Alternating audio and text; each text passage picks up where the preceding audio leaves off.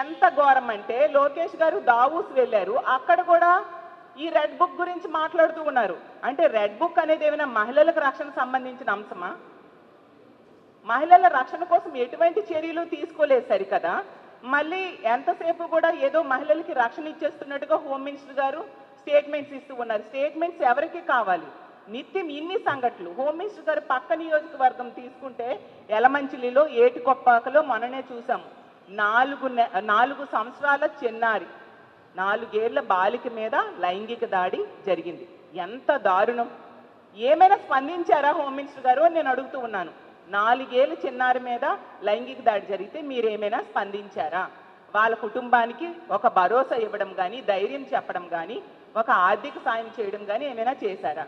మీ పక్క నియోజకవర్గమైన యలమంచిల్లో గతంలో రాంబెల్లిలో దర్శిని అనే అమ్మాయికి సురేష్ అనే వ్యక్తి ఇంటికి వెళ్ళి కత్తితో పొడిచి చంపేశాడు. ఆ కుటుంబానికి ఇప్పటికి ఇన్ని నెలలు అయిపోయింది. ఆ సంఘటన జరిగి ఇంచుమించు 6 నెలల పైగా అయ్యింది. ఇన్ని నెలలైనా మీరు పక్క నియోజకవర్గమే ఒక 100-200 సార్లు ఆ పక్క నుంచి తిరుగుతూ ఉంటారు కదా. ఆ కుటుంబానికి ఏమైనా మీరు వెళ్ళి ధైర్యం చెప్పడం కానీ, ఆర్థిక సహాయం కానీ చేశారా? ఈ రాష్ట్రంలో మీరు తీసుకుంటే ఇన్ని సంఘటనలు జరుగుతూ ఉన్నాయి.